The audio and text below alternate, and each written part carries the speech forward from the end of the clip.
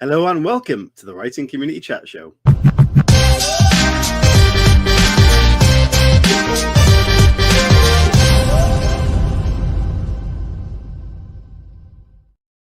Hello and welcome to the Writing Community Chat Show. This week we got a fantastic guest lined up for you, and of course every week I'm saying this, Chris, we need to update that video intro. It just looks, we look very different to that video. You do indeed. Obviously drinking no longer fits the criteria for me as well. But yeah, we'll get around to that at some point, I should imagine. Yeah, I'm sure we will. Yeah, it's been another week since our last show, of course, and we had a good after show after last week's interview. And, you know, we get to talk to the community really well there and learn about each other on a personal level. And some of us were having a bit of a rough ride last week, and I know things have improved for some of us. So hopefully that's been the case for you guys as well. And we're looking forward to catching up with them after. How has it been for you, Chris? Yeah, it's been a really productive week. Been reading a little bit, which is good. Lost my mojo as far as reading was concerned. And yeah, gone back to the old-fashioned book in hand, and things have got a lot better. I've ditched my Kindle. What are you reading out of interest? So I'm reading all about leadership at the moment, and I was inspired by Ted Lasso. Obviously, we watched that series, and I was like, I want to be like this guy. How can I do it? So again, I did a bit of research into some books that were the sort of Ted Lasso way, and yeah, I've been reading a book called The Culture Code by a guy called Daniel Coyle. Really good book, really interesting. He takes leaders from around the world in all different obscure sort of settings. So one of them is like the best jewel thieves that have ever been, and they've stolen loads of money and stuff. And he talks about like how efficient they were and how they sort of built that culture and community within themselves. And then he looks at companies like Google and stuff like that as well, and just how innovative they are with their leadership and their approach. And yeah, it's been really refreshing to read, because it's all about building a culture, which is a community, which obviously fits into what we do on the show, and about connection, and how, you know, the more connections you have, the better you'll be in any area. And obviously that's something that we've been trying to do since the very start of the show. You know, the reason we speak to authors is to get more advice and to bring people together in a group. And yeah, so been really enjoying that. Yeah, nice. And I'm glad you clarified Ted Lasso, not Brett Goldstein's character, which is, oh, what's his name? It's slipped out of my mind right now. Roy Kent. Roy Kent, yeah, which you kind of have more the persona of. Do you know, I actually slip into, whenever I'm having a bad moment, I always do his little voice. And it's just like you go down an octave and then you're like, brilliant. I find myself doing that a bit. Yeah. Oh, amazing. Yeah, sounds like a good book to read. So yeah, I'll be looking that up.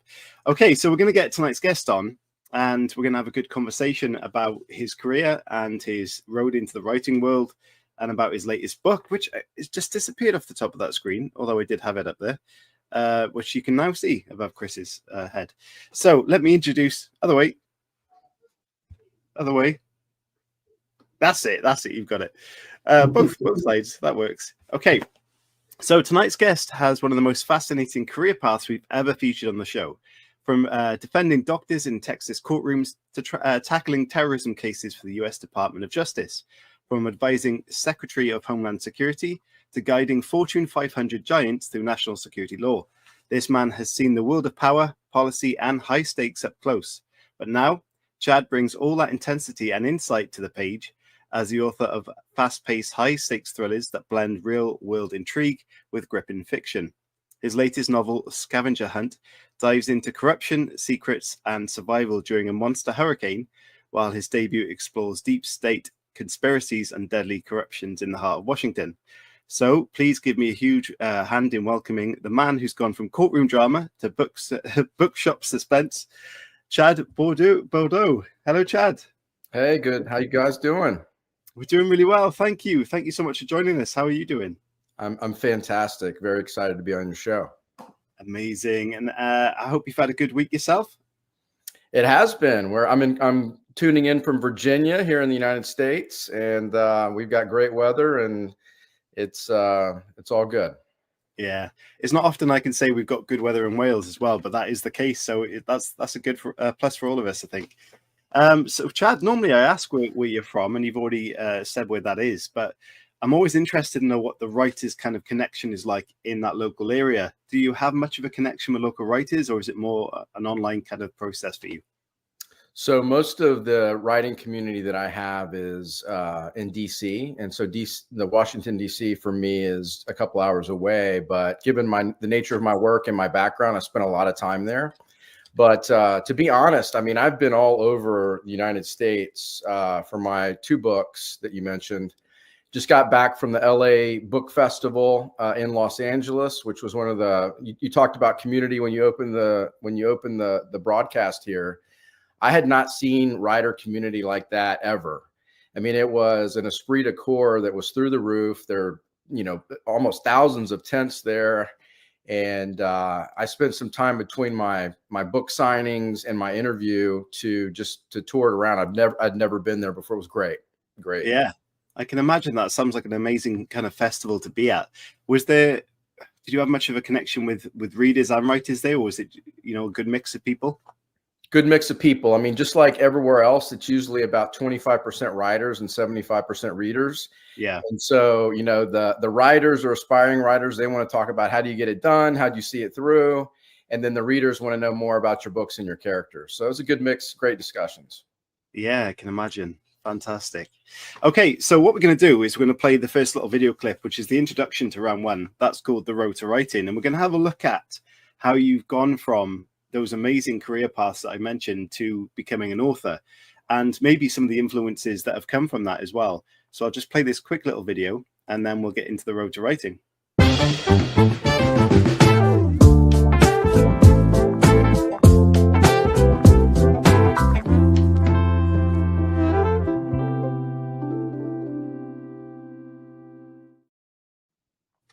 So Chad, obviously I mentioned you've had an array of high-end jobs and careers in the past, and then you've come onto the writing element of things. Was writing something that had always been there, or is it something that you decided to pick up later on? So the craft, developing my craft for writing, both legal writing and creative writing, had started very early. My mom had me when she was 19, single mom, and we didn't have much, and she spent a lot of time with me, and she was a hippie. Like she really encouraged me to be creative and gave me a broad license to mess up and for misbehavior. And so I had the freedom to be creative from an early age.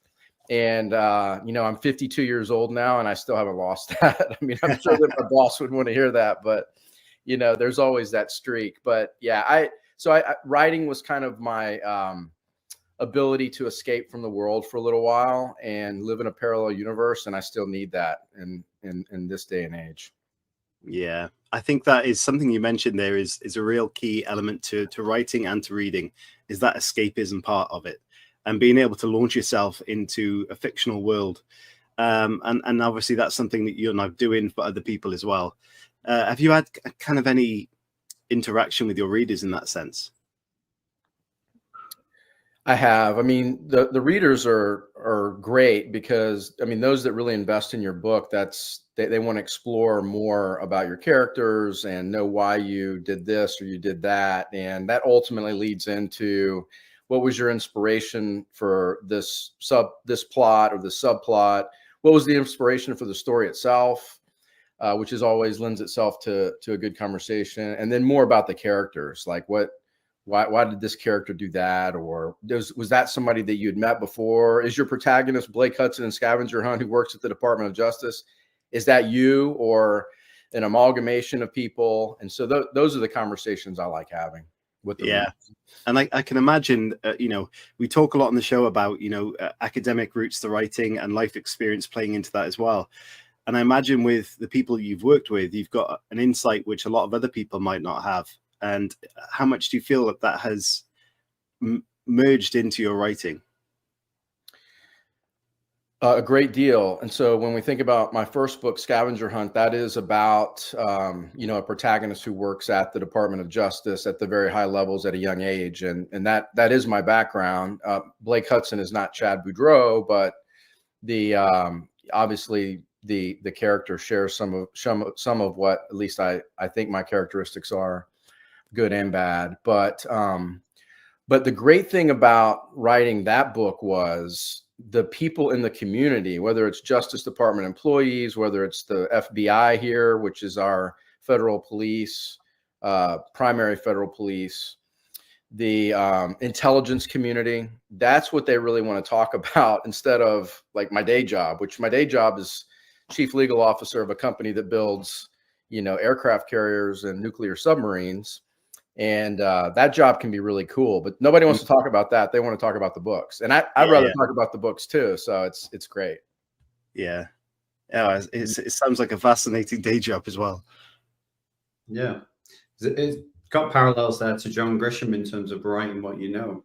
Chad, when did you decide that you were going to step into writing novels full time, and what did that look like to you in the beginning in terms of like your routine, how you managed to squeeze it in? Obviously still a very busy man, so how did you fit the writing elements into your life?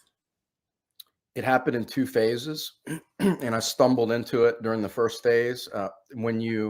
For those listeners who are viewers that come to Washington, D.C., you'll come right in the middle of the Capitol. I'll walk you down Pennsylvania Avenue towards the Capitol. When you get to 9th Street, on your left is the FBI building, which everybody wants to get into and they can't. And on the right is the main Justice Department. And that is where I'll take myself out of it, but some of the best lawyers in the world aspire to work. And that building is also very restricted in who it lets in. And so if you don't work there, you're not a guest, then you're likely not getting in, but it's a fascinating building. So when I went to work there when I was 28, I fell in love with the building. I fell in love with my job. I was hired at that job the night before the September 11 terrorist attacks that hit our country.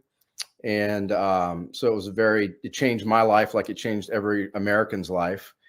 But at the same time, I found that there was an 8th floor in that building that few people knew about. And to this day, it's like a hidden 8th floor. I had a custodian take me up to that 8th floor, and we literally had a flashlight. And I found out it used to be the old Federal Bureau of Investigation ballistics lab before they built the building I just described on the other side of the street. And that inspired me to start writing about this clandestine group that usurps, the bureaucratic requirements of our justice system to combat terrorism. And that once I had that seed planted, I couldn't stop writing. But I was just starting to start a family. We had a big job here. We working for the Department of Justice, it's always busy, but it was really busy then. And so fast forward to finish your question, phase 2 was about 4 years ago. I decided I needed to brush off Scavenger Hunt. I hadn't finished it. And I decided that I was going to finish it and shop it for publication. And then the rest is history. Yeah, nice. And was that a case of managing that up until you did finish it? Was that a case of managing it around your day job? It was, but there was also, I left out this part of phase 1. And so for those aspiring writers, whether that's 25% of your show or otherwise, that sometimes want to give up, I'd shopped my book to the top publishing houses here and been denied publication. There was a couple of them that said he needs to write a couple more. But what I really realized is I wasn't ready for prime time. My writing quality, I was getting paid as a writer, a legal writer. And I knew how to write great legal briefs, but it took some humility and some education to realize that's a different skill than writing creatively. And there are different rules and there are different ways to be effective. And so during those years, I was still writing. I just wasn't writing and then submitting and writing and submitting. I was just writing and getting better at my craft. And then when I felt confident that I could get something up for publication and I had the time to do it, a little bit more time, that's when I hit go. Yeah. What was that education process like, and when did you decide that, oh, now I'm ready to go, now the writing feels good enough to send back out there? So the education process, I think, was mostly the understanding that the publication process is trial by it is it's a lot. I thought it was more like Hollywood, where you had to go through the steps no matter what. You could be a great actor to start out with, but you had to go through the torture and waiting that everybody else had to go through to get your chops. And it didn't matter how good you were, that was just the process, right? And that's not the writing process by and large. The writing process takes you through those steps, but they take you through those steps in a way that every time you get denied, for those of us who say, I'm not giving up, then you go back and you do it again and you get better and your writing gets better. Iteratively, it gets better. You learn new techniques. You learn what works. You read more. You read more from the masters.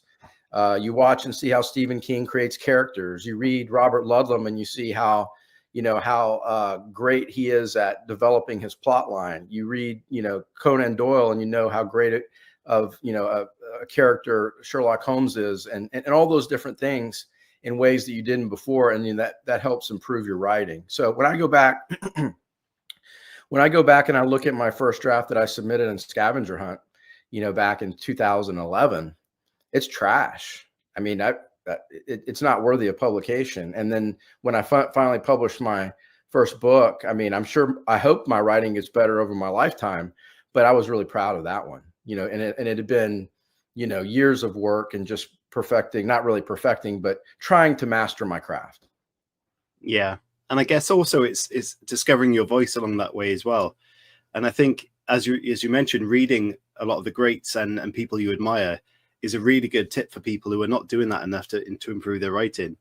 I'm interested to know if you've got advice for people who want to turn their sort of real life experiences, like some of which you have done, into a fictional world. What advice have you got for them who are trying to do that? Well, I'll just start by saying for me, I'm really interested in my work. And so or else I wouldn't be doing it.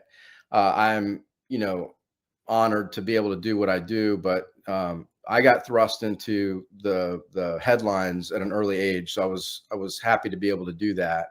So that allowed kind of the storytelling piece of it to come kind of naturally. But and even the stories that I want to write in 2 and 3 years are stories that I've pulled from, my day job, not stuff that I've seen, but inspiration. And so, for instance, my third book is going to be called Mob Justice. It's pretty much done now, and it takes place in Chicago and deals with mafia. And I have the same character from the first book who's going to be battling the Chicago outfit, which was Al Capone's mafia, and then I've resurrected his nemesis, the Northside Gang.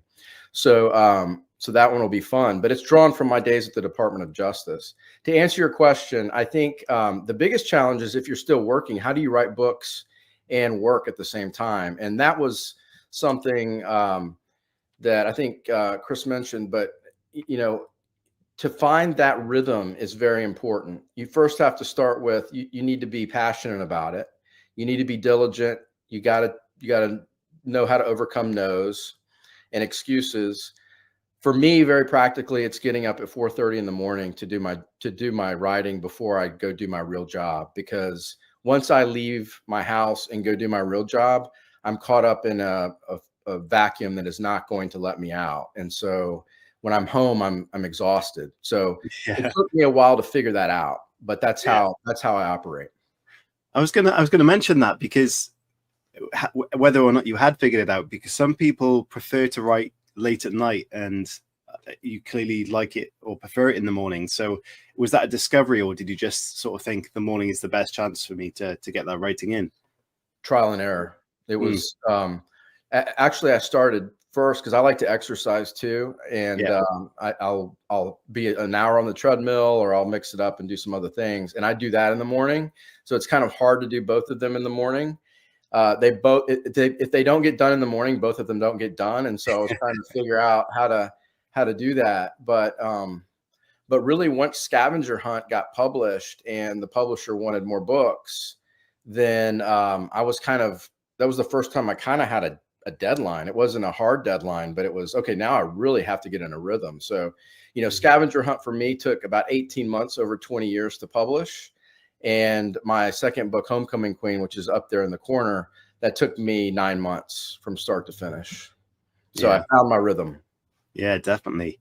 And how did you feel with that kind of, I guess, pressure of having a deadline and a request for more books? Did that change the way you approached it, or did you still feel you had those natural stories to go along with? So it's an interesting question, because the deadline, there's really not a deadline other than you got to keep, now you've got readers paying attention to you, and you've got to feed the audience if you want to grow. And so you don't want to be gone too long or you become stagnant.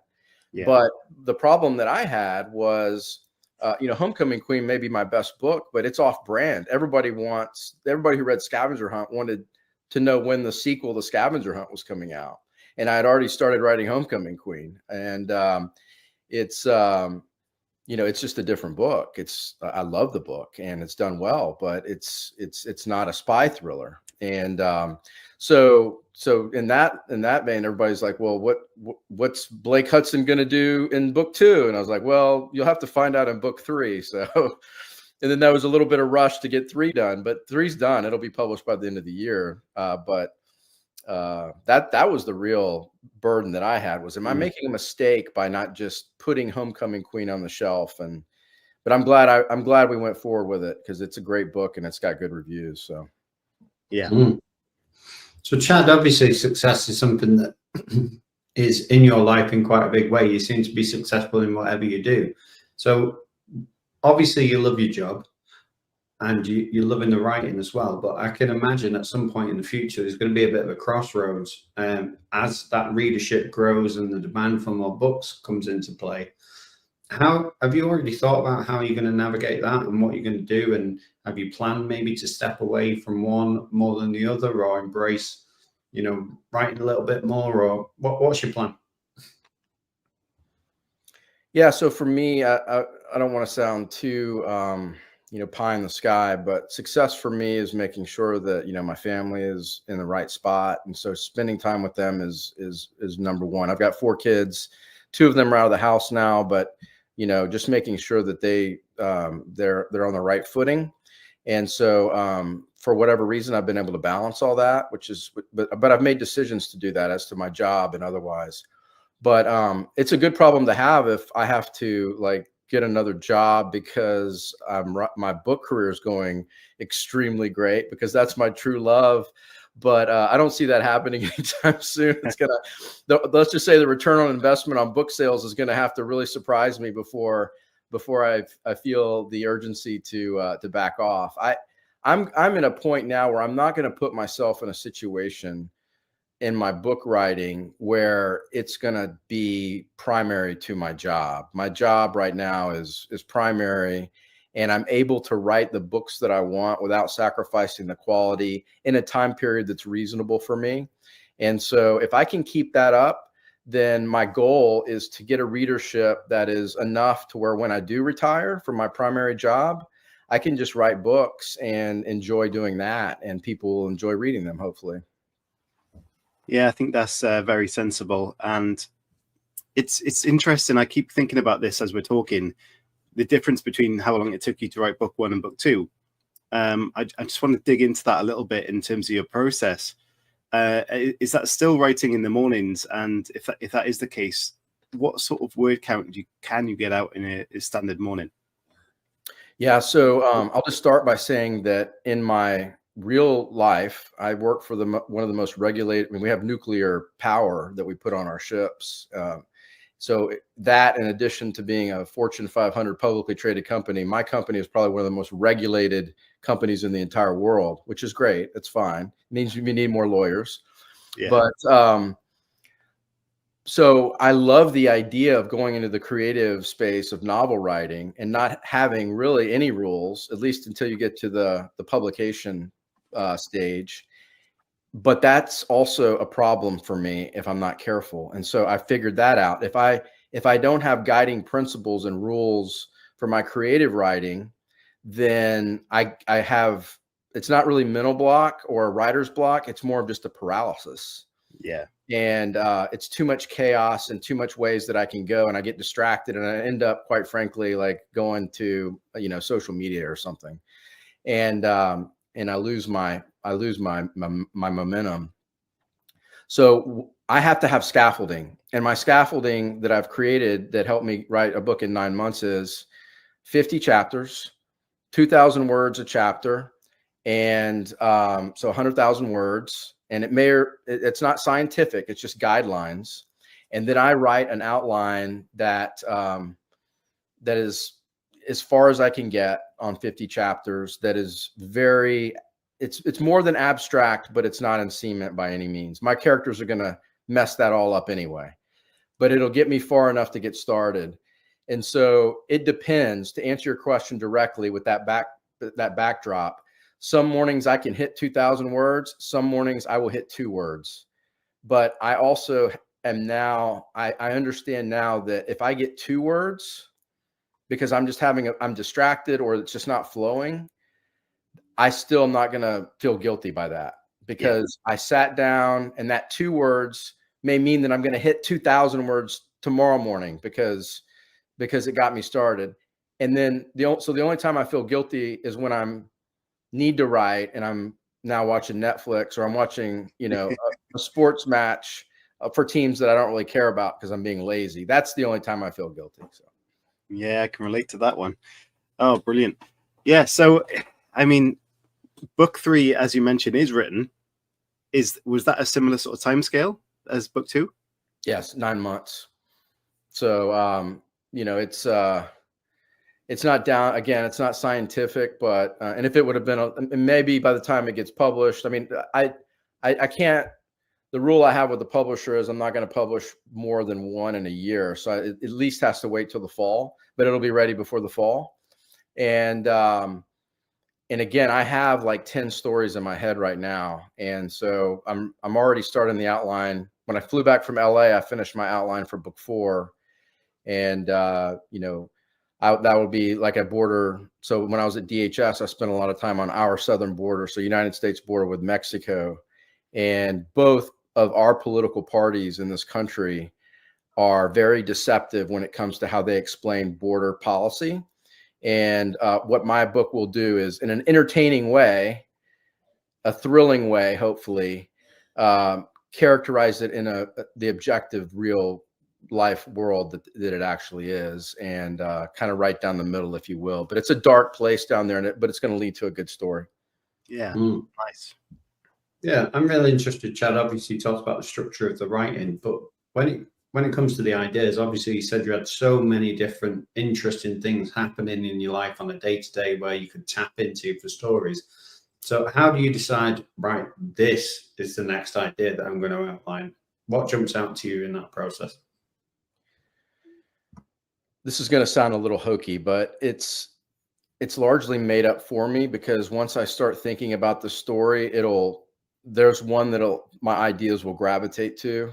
And so for Mob Justice, I just started thinking about this consigliere, like from The Godfather, it was Tom Hagen. You got this consigliere who's a lawyer who is special in many ways, but he's an orphan, but then he ends up working for the mafia, even though he was a Supreme Court clerk, like my protagonist, Blake Hudson. And then I wanted to have this back and forth, good and bad, kind of like what you see in the movie Heat, if you've seen that, with De Niro and Pacino. And they have that scene at the table where they're sitting there, and there's like this mutual respect from 2 of them. And it's like, well, you're a good guy, but if you go down on me, I've got to do what I got to do, kind of thing. And I couldn't get that out of my head. And then so I went to Chicago, and I started going to all the Chicago haunts, and I got hooked on that one. And then I think probably with all the stuff that's going on with border security, I already had the border book in my head, not to a T until last week when I flew home, but I kind of knew who my characters were going to be, what they were going to be doing. And I knew it was going to be a little bit darker. And so I was going to have to figure that out, because I don't want my books to be too dark, but it needs to be real. And so that one's definitely going to be the next one. And then we're dealing with all this cybersecurity. I'll just stop on this one, but we're dealing with all the cybersecurity things. So I think, and I have people working for me who are some of the most renowned cybersecurity experts in the entire world, maybe outside of Israel, but they are telling me, hey, you need to write a book about this and this and this. And so I'm taking notes, right? Yeah. I mean, you've got that inside knowledge there to really make it more effective and accurate as well. So that's a great asset to have. Yeah, amazing. What we're going to do is we're going to move on to part 2, where hopefully after the little video, you can tell us all about Homecoming Queen, and we can ask some questions based on that. Anya's already said that when you talked about it, she's bought the book and she's excited to dive in. So thank you for that, Anya. And here is part 2. Watch the story.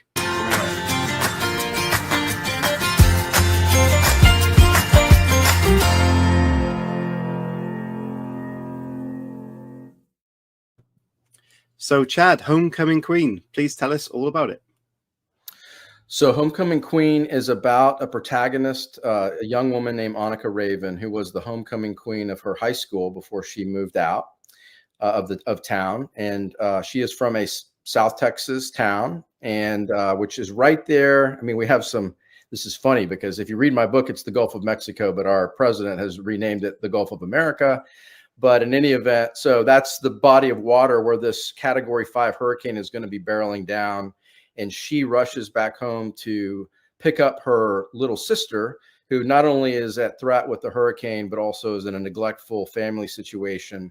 And as part of that, she gets stuck. And the whole plot is centered around her and her sisters striving to get out of town. And the town people and somewhat the town itself are preventing her from doing that. And that's the story. It's a story that hopefully grabs you from page 1. And I'm going to be upset if you put the book down before you're done with it. It's fast paced. Yeah, it sounds, I've looked at the reviews. It sounds amazing. And the protagonist, Annika, is that what you said her name was? It's Annika. Yep. Annika. Sorry. Yeah.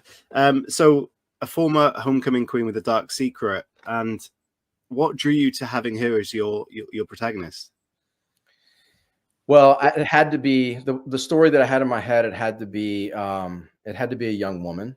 Mm. And quite frankly, the original name of the character was Maya Molina. So it was a Latina woman. And you talked about having a community of writers and people in the business that can be helpful to you. Well, I had 2 that were extremely helpful to me, and there are my acknowledgments. But one of them is from Mexico City, and she is an executive for Sony, and had worked with like Barbie and at Mattel, and then at Universal Studios, and all, but just really knows the business. But she's also from Mexico City, and she told me, Chad, you're not getting away with writing about a Latina. And I said, but where we come to, she's from my hometown, right? Well, she moved to my hometown after she was born in Mexico City at some point. But I said, but this, that this is kind of what we do, right? And she's like, it doesn't matter. Like, you're going to get destroyed if you do that. And I said, well, can I write about a woman? And she said, yes, but you just need to write your natural way. And it was the best advice I ever received from my book. And people love Annika because Annika is all the good things about powerful and successful women that I've seen. And then she's got all of my bad traits. And so you never know. She's very unpredictable. And she's one of the most exciting characters that I've ever written. So I loved her. She threw my outline completely on its head in about chapter 22. And when I realized there were certain things when she was faced with adversity that I couldn't make her do, and she always went like the opposite way of where I thought she was going to go when I started, but it always made for a better story. Yeah. Annie's just commented. She says, I live on the Gulf, and it's scary how quickly the hurricanes can intensify. The weather event adds a ton of dramatic tension to a book. I also like the dimension you described for Annika. So was that the case for why you used a hurricane in the story, just because of the environment that naturally that happens? So I love the comment there, because that's somebody who knows the answer to the question already. And the answer to the question is where I'm from and living on the coast. we measure time by hurricanes. Hurricanes for us are depending on the season. Like, for instance, my grandfather who raised me when my mom wasn't around, he was an old timer, and I've got some old timers in my book, but he would have this hurricane tracking magnetic map. This is obviously way before the internet, and he would track coordinates as they came in as tropical storms through the Gulf. But he would say, I was born in 1973. We had a huge hurricane named Hurricane Celia that hit Corpus Christi, my hometown, in 72. And he would always say, Chad was born 1 year after Hurricane Celia. That's how they measured time. Yeah. But the hurricane, and this is described in the book, I hope well, the hurricanes kind of dictate culture, which in turn dictates behavior. And so a lot of the adversity that comes into the book that the characters are dealing with are based upon that culture and those behaviors.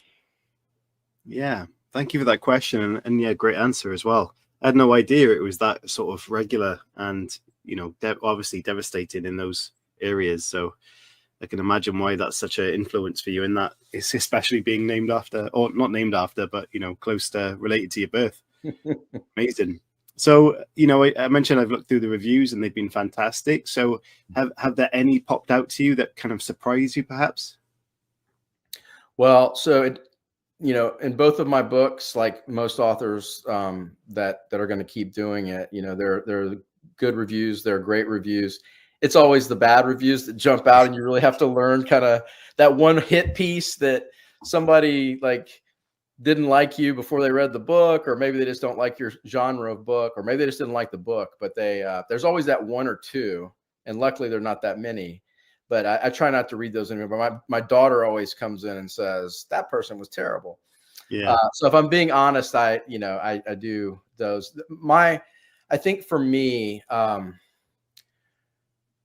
the hardest thing to do as a young author, or even a seasoned person, an older person who's just started, is throwing creative works over the transom and not knowing how they're going to come back. So I'll just go back to Scavenger Hunt, because that's where the reviews really mattered to me. I mean, they always do, but I was on pins and needles when I published Scavenger Hunt, because I had at least two communities that I had to listen to. And one of them was the law enforcement, intelligence, legal community. If I got anything wrong in my book as it relates to those things, I was dead. Like that, I've lost all credibility. And so I started getting good feedback on that, which was great. And then it's the actual literary community, and they're even more fierce and unforgiving. And so once I got Publisher Weekly coming out and saying, Tom Clancy fans are going to want more from Boudreaux, then that was my first review. And so that one was the one that was like, okay, now I can exhale. But even before that, I had, the former Attorney General of the United States and the former Secretary of Homeland Security read my book as beta readers, and they endorsed it right out of the gate. So I got to put those endorsements on my book. It gave me instant credibility in the community, and it was only mine to lose after that. So that would be, those are the ones that stick out. Yeah, definitely. Chad, I'm really intrigued. You said before, obviously, about your structure and everything, and you said that you hope that readers pick up the book and then don't stop until it's finished. But how do you craft that as a writer in terms of, you said about the 2,000 words, but is there a process that you're trying to go through when you're writing it in terms of like leaving things at certain points in order for it to be that page turner?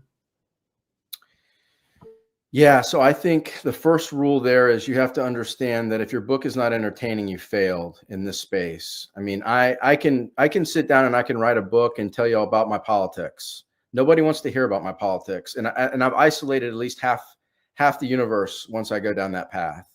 I can go down and I can be like Robert Caro, who I think is one of the best biographers in the world. He did LBJ's biographies, Lyndon B. Johnson, one of our president's biographies. But his pages are like, the air was dry and the clouds were fluffy and white against the blue.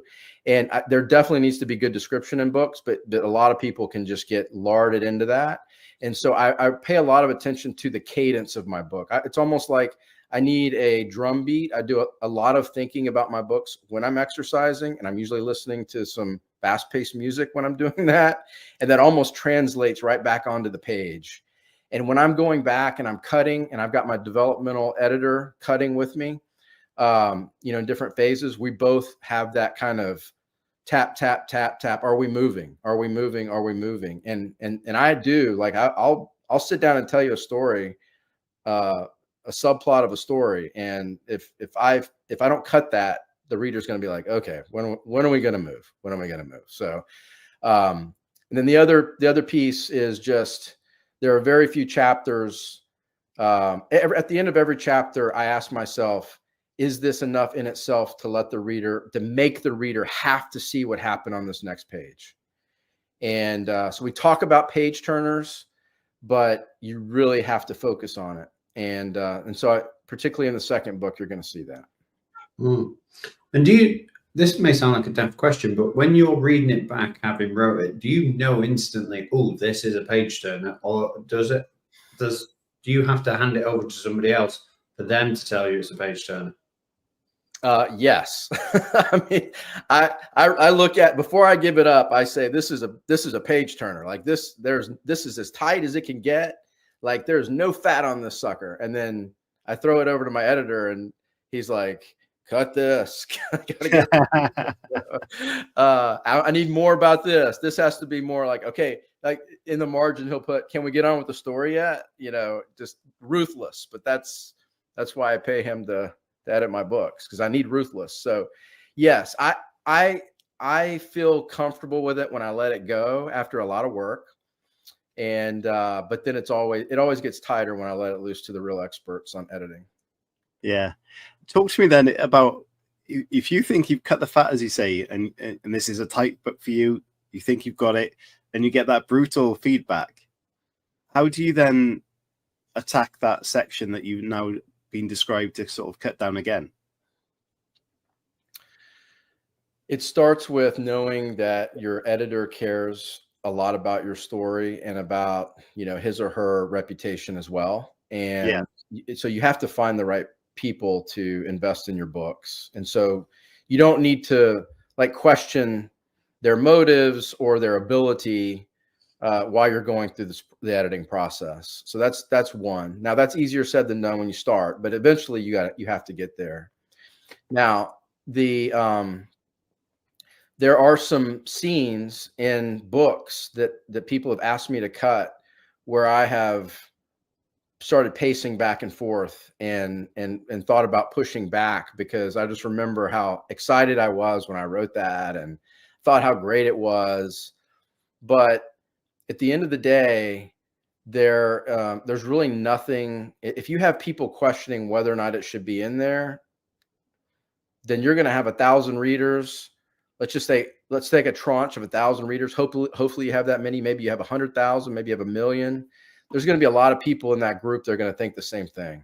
Yeah, of course. And so I do, at least at this stage of my writing career, I do put a lot of credence on the opinions of my editor.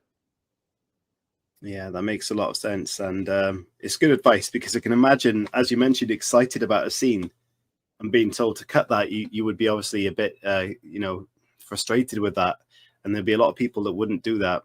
And as you mentioned, I mean, the way we do it, I have a website too that you can go to, and a newsletter that goes out, and I can always put those scenes, outside of it can be just outside of the four corners of my book. So that actually helps me a lot, because if I'm going to cut a scene, I can always just say, here's some scenes that didn't make it. And people love that too. So, yeah, I think that's a great idea for people as well. And the fact that I was mentioning about the editor and that feedback, and when you were pitching the books and getting those rejections, I all think it's really important to push that it's the learning curve, not a flat out stop what you're doing message. And there's a lot of people that take it very negatively, but if you learn from it as you're doing, then I think it's a big positive step forward. So I think people should definitely take that on. But yes, okay, so we're going to go into the third part and final part of the show, which is community questions. where we will ask Chad some of our more random questions, I think. And yeah, if you've got any, please send them in for Chad. And let's play part 3, community questions.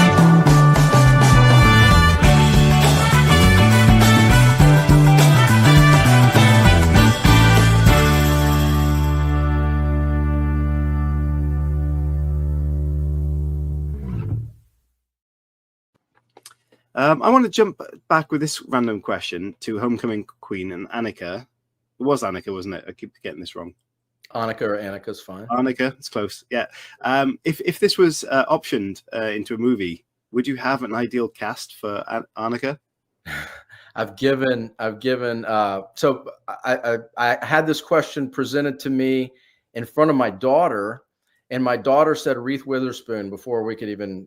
Yeah. Because Reese Witherspoon, my daughter goes to the University of Virginia, and Reese Witherspoon was just there, and my daughter like went and hugged her, totally inappropriate, and got a picture with her, and like fell in love with Reese Witherspoon. So I have to say Reese. Yeah, amazing. And interestingly, it's something that I'm always interested because my children have not read my books. Have yours? Do they get into your writing? 3 out of the 4 of my children have read at least one of my books, and my youngest, who's probably reading something right now, has read both of them, including he read Homecoming Queen for his book report that he had to do at school. So that was a good dad moment for me. Yeah, but and are they fans of your work? Well, they have to be if they want to be fed and watered. Yeah, of course. Brilliant. So, Chad, we have some staple questions on the show, which we're going to ask. And one of the first ones is, if you could take any character from fiction and make that character your own, which character would you choose and why?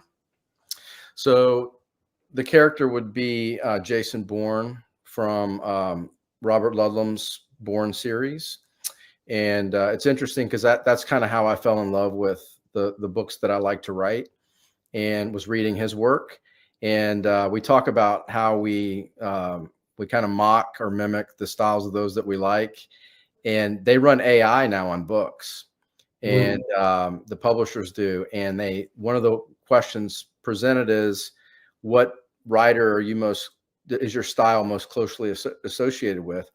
And for me, the most closely associated author was one of the mimicking authors of Robert Ludlum, because he has posthumous writers that do the Bourne series now. And it was one of those that was most closely aligned, which I thought was very fitting and made me really trust AI a lot more, because I wasn't good enough to be Robert Ludlum. I was the faker. I was closer to the guy who's faking to be Robert Ludlum. So yeah. And why is because I think he's an amazing character, and he's not unlike Blake Hudson, who is my protagonist, although Blake works at the Department of Justice. And I would love to see like a cameo appearance with just casually mentioning, Jason Bourne. Nice. We've had a lot of authors on the show that have actually had the opportunity to take on a character that they love, in terms of, like you just said, sometimes they pass the book over to somebody else. If that option came around, would you embrace that, or would you shy away from it? I would probably shy away from that. Yeah. You're not the first. Lots of people have said the same thing. But yeah, it's interesting to see.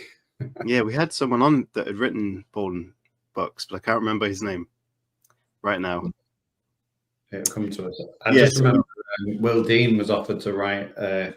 Maybe I shouldn't say this, but I'm saying it now anyway.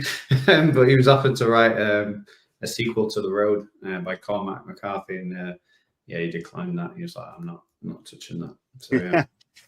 Yeah, Chad. So if you could take any story from fiction, whether that be a TV show, a film, or a book, and change the ending to that, what ending would you change and why?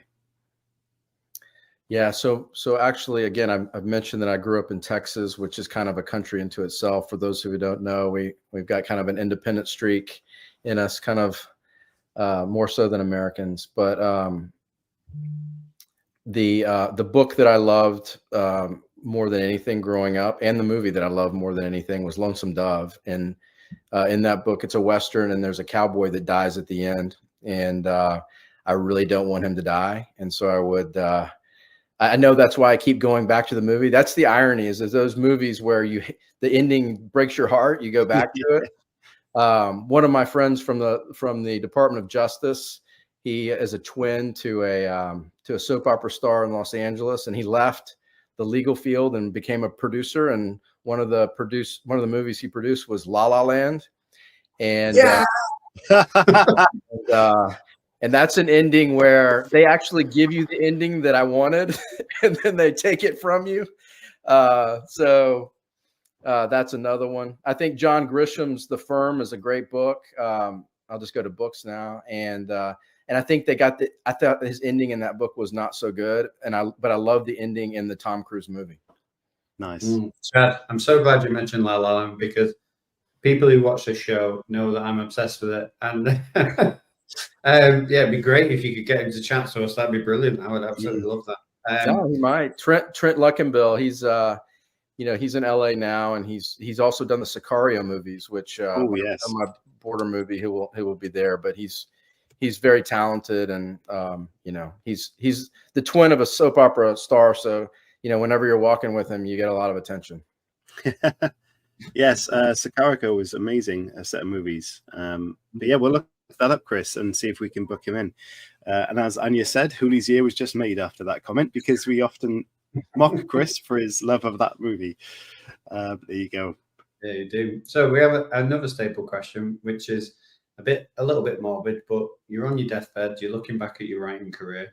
What would you be happy with? What is success to you?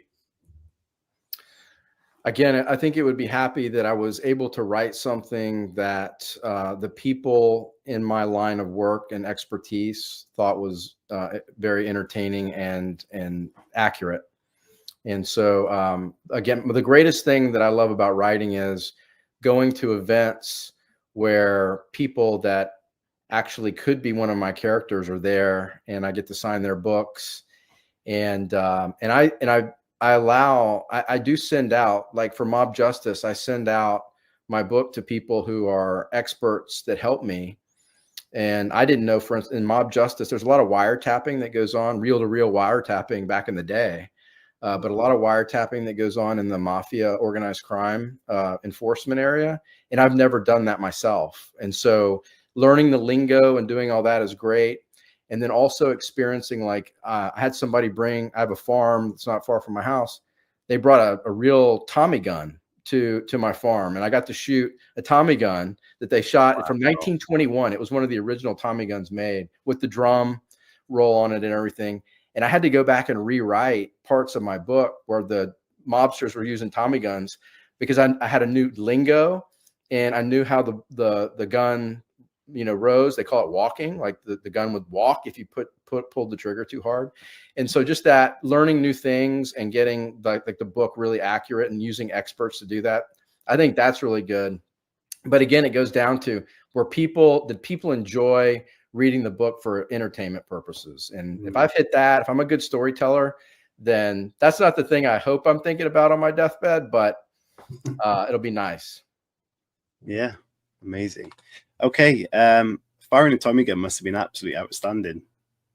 Was that a good experience? What's that again? I didn't hear that. Firing the Tommy gun must have been an amazing experience for you. Yeah, it really was. It's it's heavy. It's 13 pounds. This one was, and so it doesn't have any recoil at all that I could tell. But if you have to do it in 3-bullet bursts, I'm told that's what you do. But whenever you see all the old mob movies, and I've watched almost every one of them now, just leading up to my book, they're just spraying the Tommy gun all over the place. So that's it's funny. It's funny, but that was, and the guy tried to sell me the Tommy gun, and it was way out of my price range. But if I had a little bit more money, I would have bought it. So what is your favorite mob film then, based on the fact you've seen them all? Yeah, I like I want to say Godfather 2 is probably my favorite. I like the Pacino and De Niro back and forth, and then I think that's probably the most influential film, other than maybe the first Godfather, in the actual mob community. So what I learned from speaking to so several of my mentors growing up in the Justice Department were true mob fighters. Like Secretary Chertoff, he brought down the New York crime families when he was U.S. attorney. But they would tell me that the real life mobsters mimic the films. And so they would have the same lingo and all of that. And so I think that the Godfather films is really where you have to start. And I like the second one the best. Yeah, nice. Annie's got a question. Thank you for this. If you could go on a writer's retreat anywhere, where would it be and why? Well, I'll actually say that the best writing spurt that I've ever had was in London and last a couple years ago. And so if I'm trying to be productive, I would probably go back to London and go there and because I've already done it. I think West Palm Beach, Florida, for me would be the Mecca, because the weather's always perfect and it's beautiful. And I like to write outside when I can. And particularly when I travel, I'm not that 4 o'clock person anymore, or 4:30. I will just do a couple of days where I go on a writing spurt. And if I can do that in a place like West Palm, right there on the Atlantic Ocean, where everything's beautiful, that's where I would go. Yeah, I think that's a place we need to go, Chris. It sounds wonderful. Cool. Excellent. But before we wrap all this up, because we are at the end of the show, where can people find out more about yourself, and where can they find your books and all of that good stuff? Yeah, so my book should be available anywhere where you shop, certainly on Amazon, but I've got a one-stop shop website for everything, and it's www.myname, Chad, C-H-A-D, Boudreaux, B-O-U-D-R-E-A-U-X.com. And you can get everything you need there. Fantastic. Well, Chad, for me, it's been an absolutely wonderful conversation. There's so much in your sort of career history that we would be so interested to talk about, but obviously we're here to talk about your books as well. And I'm sure you've been asked those questions a million times. So thank you for sharing what you have with us today. And I'm sure you will be making more waves in the book world as you go along with these new characters. So thank you very much for joining us. You're welcome. It's my pleasure. And thank you for the great questions. You're welcome. Chris, anything else from you? No, I'm just obviously a baseball fan, so wish you the best of luck. And I love the setup that you've got there as well. Thanks. Yeah. Brilliant. Yeah, it's great. Right. Thank you, everybody. I hope you have a fantastic weekend. And do follow Chad on socials and pick up his book if you haven't, and leave him a review, a good one, if you please feel like doing so. So thank you, everyone, and we'll see you all very soon. Bye.